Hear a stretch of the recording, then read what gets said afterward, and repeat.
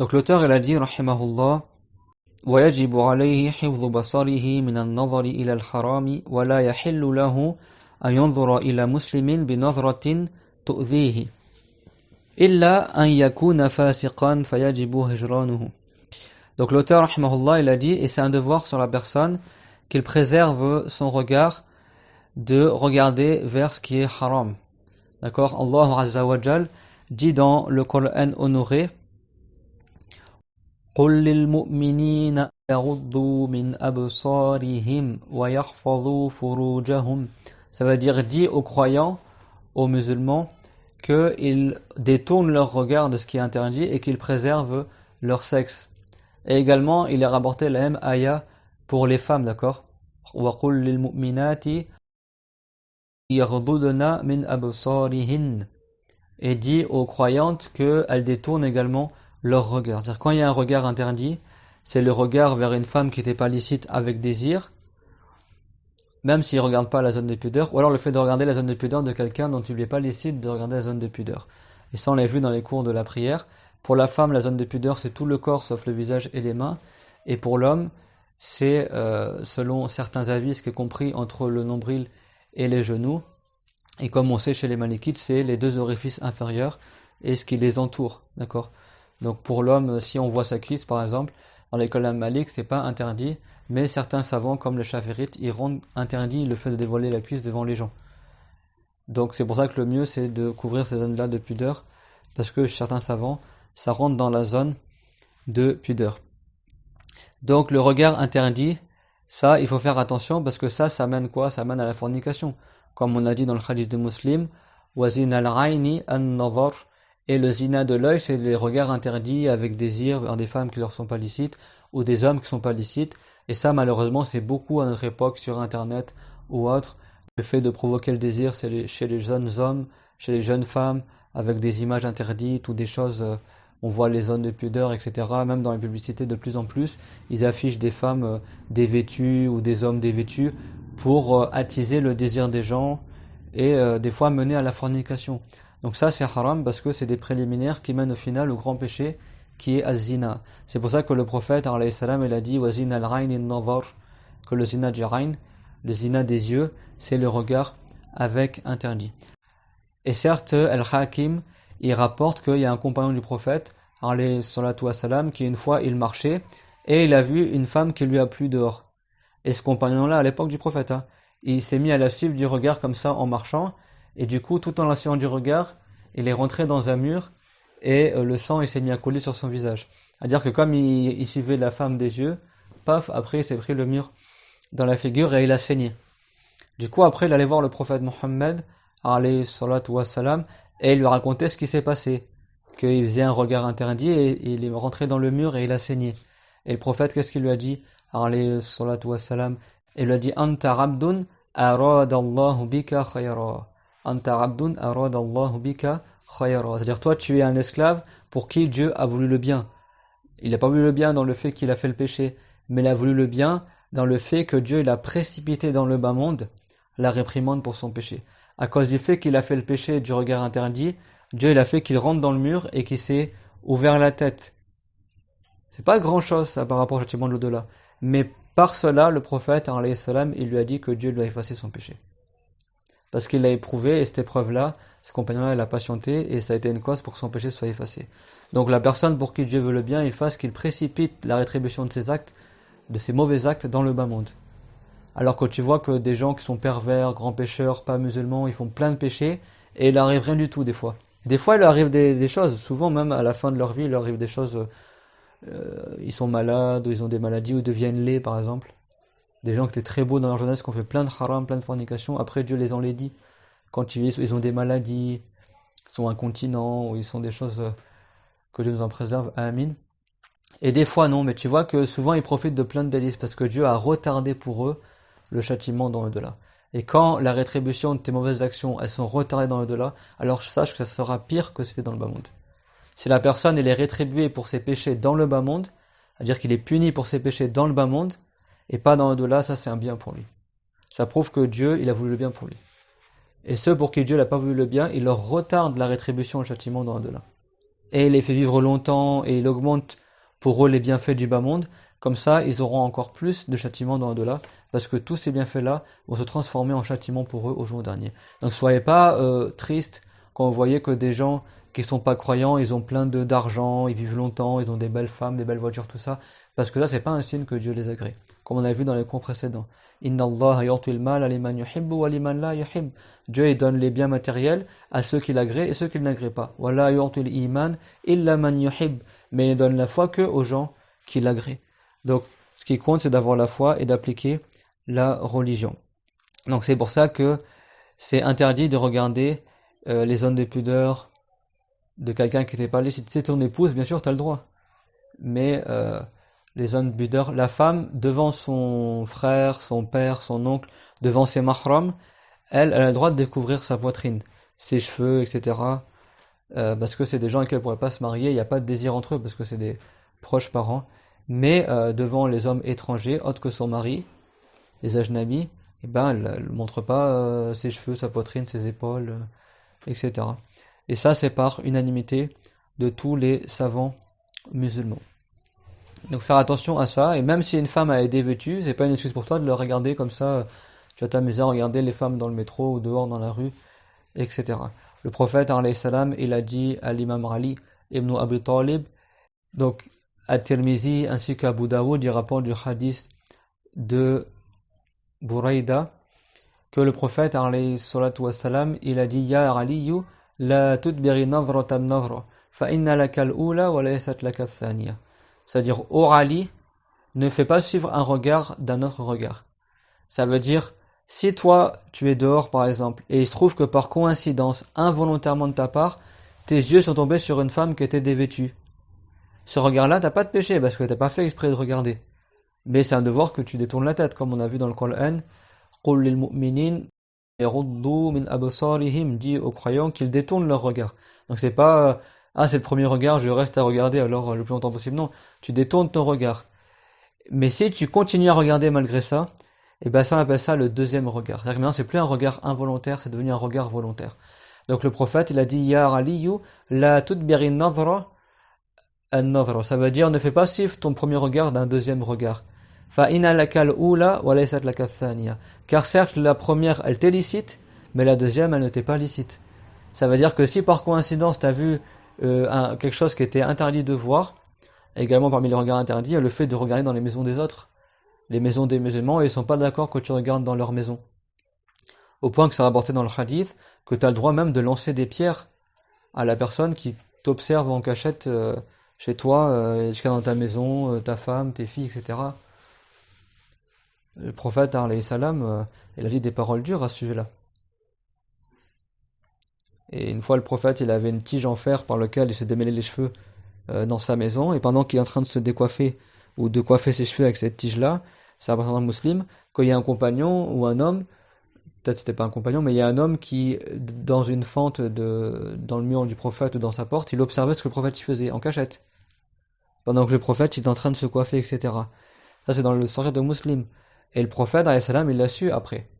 Et il a dit, cette personne-là, elle aurait mérité qu'on lui plante dans son œil cette tige-là de fer. Qu'on lui plante dans son œil. Alors nous, on va pas faire ça, bien sûr, mais ça veut dire que c'est grave. C'est-à-dire que les savants, ils ont parlé sur ça.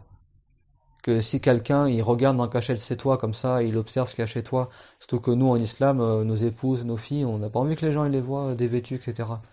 Et ben les savants, ils disent qu'il y a certains cas où tu as le droit de te défendre et même d'agir physiquement avec cette personne-là, de la faire partir, etc., pour pas qu'elle regarde chez toi. Ça fait partie aussi des péchés des yeux. Le péché des yeux, c'est pas que le simple fait de regarder les femmes ou les hommes avec désir qui sont pas licites.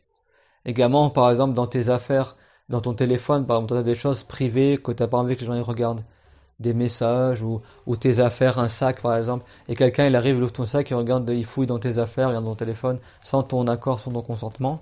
Ben là c'est haram aussi, ça fait partie du regard interdit. Donc ici la tudbir an-nadhra an-nadhra fa inna laka al-ula wa laysa laka ath-thaniya, ne fais pas suivre le premier regard du deuxième.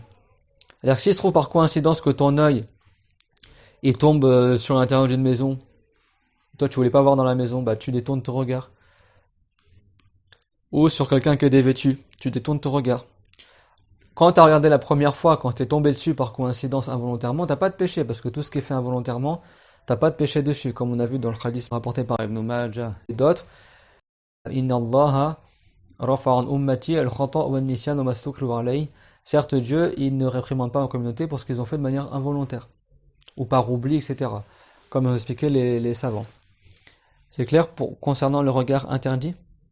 C'est pour ça qu'il a dit وَيَجِبُ عَلَيْهِ حِفْظُ بَصَرِهِ مِنَ النَّظَرِ إِلَى الْحَرَامِ. C'est un devoir qui préserve son regard de regarder le haram.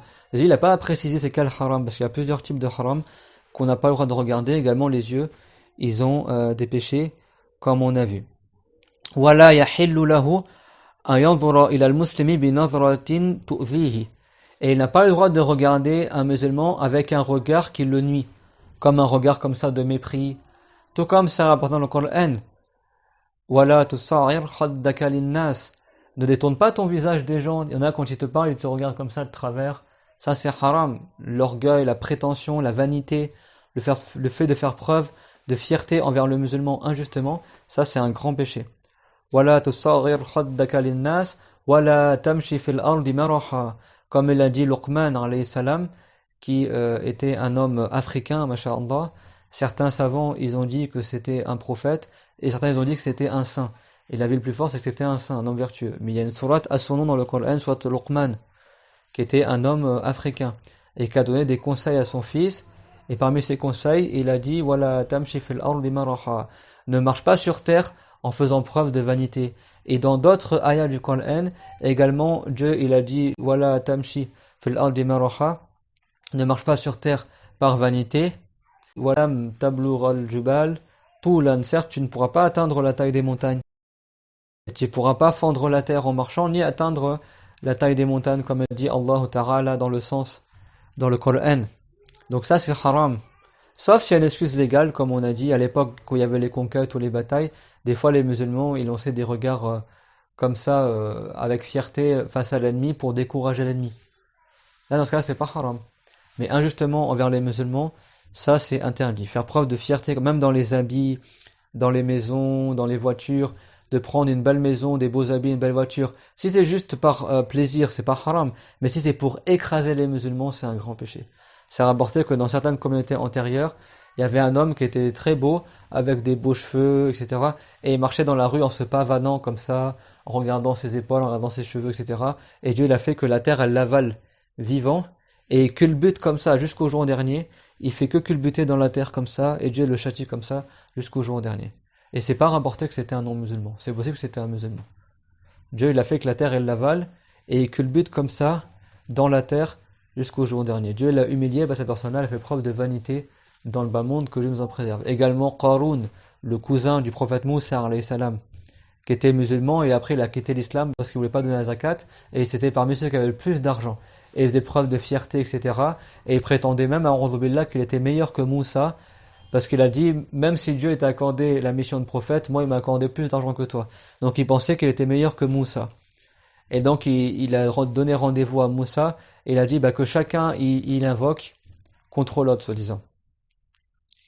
Et Qarun, ça c'est Qarun qui a proposé ça, A'udhu Billah. Qarun il invoquait, il n'y a rien qui se passait. Et Moussa, il avait invoqué Allah Azza wa Jal pour que la terre, elle lui obéisse ce jour-là. Et Moussa, alayhi salam, il a dit à la terre, Ardu khudhihi. Il a dit, ô terre, prends-les. La terre, elle a pris, parce que Qarun était sorti dehors avec sa cour et sa suite, etc., dans un convoi, etc. La terre, elle a pris les pieds du convoi et de Qarun, elle a commencé à les enfoncer. Et après, Moussa, alayhi salam, il a ordonné à la terre, par la puissance de Allah, Dieu l'a fait que la terre lui obéisse ce jour-là. La terre, elle est passée sous les châteaux de Qarun, elle a pris les trésors de Qarun, et elle a ramené tous ces trésors devant lui. Et après, Moussa alayhi salam, il a dit, ô terre, avalée, et la terre, elle a avalé Qarun et tous ses trésors, elle a tout avalé, devant les gens. Alors que les gens de Banu Israël, ils étaient là, regardez Qarun, tout l'argent qu'il a, ça commençait à faire une corruption chez les musulmans. Et les gens vertueux disaient, ne regardez pas tous les biens qu'il a, c'est pas un signe d'agrément de Allah. Et c'est comme ça qu'il a fini. Comme on a dit, Dieu il donne al-mal, c'est-à-dire les biens matériels à ceux qui l'agréent, ceux qui ne l'agréent pas, mais il donne la foi que à ceux qui l'agréent. Et Qarun, il est mort mécréant, il sera parmi ceux qui seront le plus châtiés en enfer. Et il a fait preuve d'orgueil et il s'est cru même meilleur que Moussa parce qu'il avait plus d'argent que Moussa. Et en réalité, c'était parmi les gens les moins agréés par Allah Azza wa Jal. Donc on ne regarde pas d'un regard méprisant le musulman. Illa an yakuna fasiqan fayajibu hijranuhu. Sauf s'il est grand pécheur, alors c'est un devoir de se détourner de lui. C'est-à-dire que le grand pécheur, pour lui éviter de faire son péché, tu as le droit de l'ignorer, de ne pas lui passer le salam, de lui regarder d'un regard froid, pour qu'il arrête son péché. Mais tu lui dis pourquoi tu le fais. C'est pas du jour au lendemain, tu lui parles plus, tu dis pas pourquoi. Tu dis, toi, tant que tu continues à boire de l'alcool, je te passe plus le salam. Ou je te parle plus. Et tu regardes froidement aussi. Ça, c'est pas haram dans ce cas-là, ce type de regard-là, parce que c'est pour arrêter de lui faire son péché. C'est bon? ويجب عليه حفظ جميع جوارحه ما استطاع وأن يحب لله ويبغض له. Et c'est un devoir sur la personne de préserver l'ensemble de ses organes comme il le peut. Donc comme on a vu, il y a des péchés des organes, et ça c'est dans le Coran. Allah Azza wa Jal dit dans le Coran honoré, وَلَا تَقْفُ مَا لَيْسَ لَكَ بِهِ عِلْمٍ إِنَّ السَّمْعَ وَالْبَصَرَ وَالْفُؤَادَ كُلُّ أُولَئِكَ كَانَ عَنْهُ مَسْئُولًا. Ça veut dire, et ne t'engage pas dans ce que tu ne sais pas. Comme on a appris dans la religion, on n'a pas le droit de parler sans science. C'est pour ça qu'on apprend la religion, pour pas dire du n'importe quoi. C'est pour ça qu'à chaque fois dans les cours, on cite les hadiths, les ayats, pour montrer que ce qu'on enseigne, ça a des références dans les textes religieux. Et on étudie ce livre qui est connu aussi, qui est un livre de référence dans l'école malikite, comme vous le savez, al-Mukhtasar de Al-Akhdari. Et Dieu, il a dit, وَلَا تَقْفُ مَا لَيْسَ لَكَ بِهِ عِلْمٍ, ne t'engage pas. Ne t'engage pas dans ce que tu connais pas, que ce soit par les paroles ou par les actes, tu fais pas quelque chose avant de savoir son jugement. Inna as-sam'a wal basara wal fu'ada kullu ulaika kana anhu mas'ula. Certes l'ouïe, as-sam' et la vue, al-basar et al-fu'ad. Al-fu'ad c'est le cœur. Le cœur il a plusieurs noms en arabe. On l'appelle al-qalb, on l'appelle al-fu'ad, al-muhja aussi. C'est le sang à la base qui est dans le cœur, mais aussi on dit as-sadr, la poitrine, mais on dit aussi par cela le cœur. Donc ici al-fu'ad c'est le cœur. Sur tout cela, la personne sera interrogée. Sur son ouïe, sa vue et son cœur. Et tout le reste de ses organes qui sont au nombre de 7, les yeux, la langue, le ventre, les mains, les oreilles, le sexe, les pieds. D'accord? Les pieds, le sexe, le ventre, les mains, les yeux, la langue, les oreilles. Tout ça, c'est parmi les organes sur lesquels tu seras interrogé. Et le cœur, comme il a dit le prophète, alayhi salatu wassalam, dans le hadith sahih, rapporté par Muslim, Ala wa inna fil jasadi mudra, idha salahat, salaha al-jasadu kulluhu, wa idha fasadat, fasada al-jasadu kullu, ala wa hiya al-qalb. Et certes, il y a dans le corps humain un petit morceau de chair de la taille d'une bouchée, que s'il est sain et qu'il est bon, alors tout le reste du corps sera bon, et s'il est mauvais et corrompu, alors tout le reste du corps sera corrompu, et certes, il s'agit du cœur. Si ton cœur, il est bon, il est vertueux, alors tout le reste de tes organes seront bons et vertueux. Si ton cœur il est pervers, alors tout le reste de ton corps il bougera et s'agitera pour faire les perversités et pour faire les choses qui sont des péchés. Que Dieu nous en préserve, amin. C'est pour ça que le prophète, alayhi salam, dans certains hadiths, s'est rapporté qu'il a montré son cœur et il a dit At-taqwa ha-huna, at-taqwa ha-huna, at-taqwa ha-huna. Et certes, la piété c'est ici, la piété c'est ici, la piété at-taqwa c'est ici. At-taqwa, ça ne veut pas dire le khushu', la crainte dans la prière. Parce qu'at-taqwa, on peut le traduire par crainte aussi, mais at-taqwa, c'est-à-dire la crainte qui fait que tu accomplis toutes les obligations et t'évites les interdits. C'est pas at-taqwa, la crainte dans la prière qu'on appelle le khushu', qui est le fait de glorifier Allah dans sa prière, de penser à lui, de glorifier à l'extrême et d'avoir la crainte à son sujet, subhanahu wa ta'ala. At-taqwa, comme l'ont défini les savants, c'est ada'ul wajibat wa ijtinabul muharramat. Accomplir les obligations et éviter les interdits. C'est pour ça que dans la religion, on apprend, comme on voit ici dans le livre, on apprend également c'est quoi les péchés. Comme il a dit Hudhayfa ibn al-Yaman, wa kuntu as'aluhu an ash-shar makhafata an yudrikani. Wa kuntu as'aluhu an ash-sharri makhafata an yudrikani. Qu'il interrogeait le prophète alayhi salam concernant qu'est-ce qui est mal en islam, de peur que ça lui atteigne. Donc la personne, tant qu'elle peut, c'est un devoir qu'elle préserve ses organes du péché. وأن يحب لله ويبغض له ويرضى له ويغضب له ويأمر بالمعروف وينهى عن المنكر. Donc également c'est un devoir que la personne elle aime ce que Dieu aime. وأن يحب لله, il aime pour l'agrément de Dieu, c'est-à-dire que quand il aime quelqu'un c'est pour la religion. Et quand il déteste quelqu'un également, c'est pour l'agrément de Dieu. Il le déteste parce que Dieu ne l'agrée pas. Ou il l'aime parce que Dieu l'agrée, d'accord? Et quand on dit Dieu il aime, ça veut pas dire que Dieu a des sentiments. Dieu n'est pas concerné par le cœur et les sentiments et le changement d'un état à un autre. Mais quand on dit que Dieu l'agrée, c'est-à-dire que Dieu a pour volonté d'accorder des récompenses à cela. Et que Dieu il n'agrée pas, c'est-à-dire que Dieu il a pour volonté de châtier ces personnes-là. C'est clair? Mais ça ne veut pas dire que Dieu est concerné par les sentiments. Quand on dit Mahabbatullah, ça ne veut pas dire que Dieu il aime comme nous, on aime avec des sentiments, le fait que le cœur s'attendrisse. Et quand on dit Radabullah, ça ne veut pas dire la colère de Dieu dans le sens que Dieu aurait des sentiments. Ça veut dire que Dieu a pour volonté de châtier la personne. D'accord? Radabullah, que quelqu'un il pourrait traduire par le courroux de Allah ou la colère de Dieu, ça ne veut pas dire la colère dans le sens du sentiment. La colère pour l'être humain, c'est le fait que son sang il bout. Le sang il bout avec force et dans le cœur comme ça, et ça fait une colère. Et le prophète a dit la tardab. C'est-à-dire ne te mets pas en colère, c'est une cause de beaucoup de péchés également, la colère, le fait de suivre la colère sans patienter. Au point qu'il y a un compagnon, il a demandé au prophète alayhi salam, Kayfa anju min ghadabillah? Comment je suis préservé du ghadab de Allah? Qu'est-ce qui me préserve du châtiment de Allah? Le châtiment de Allah, on appelle ça la colère de Dieu, ghadabullah. Et il a dit la tardab, ne te mets pas en colère. Le fait de ne pas se mettre en colère pour rien, comme on a dit, nardabulillah, le prophète il se mettait en colère pour la religion. Quand il voyait que des gens ils faisaient n'importe quoi, etc., des gens qui s'égaraient ou des gens qui tuaient des musulmans, le prophète il se mettait en colère pour défendre la religion. Mais c'est pas une colère malsaine, une colère maîtrisée. Et Dieu l'a dit, wal kadhimin al-ghayz, et ceux qui se maîtrisent lors de la colère. Le prophète se maîtrisait dans la colère. Mais quand c'était pour défendre la religion, eh ben il haussait le ton, des fois il se mettait en colère, au point qu'une veine comme ça elle apparaissait sur son front pour exhorter les compagnons. Mais c'était une colère pour l'agrément de Allah. Et les prophètes se mettent en colère que pour l'agrément de Allah. Ils se mettent pas en colère comme ça pour des sentiments futiles, parce qu'il est énervé. Les prophètes, ils font pas ça. Donc on se met en colère pour l'agrément de Dieu, et également on aime pour l'agrément de Dieu. Donc le fait de se préserver de la colère, comme Dieu l'a dit, wal kadhimin al-ghayz, les musulmans vertueux, parmi leurs attributs, c'est qu'ils se maîtrisent lors de la colère. Le prophète l'a dit, laysa ash-shadid man ghalaba an-nas, walakin ash-shadida man ghalaba nafsahu. C'est pas celui qui est fort, celui qui bat les gens et qui prend le dessus sur eux. Mais le fort ash-shadid, c'est celui qui prend le dessus sur lui-même lorsqu'il se met en colère. Il retient sa colère et il n'exprime pas sa colère pour rien.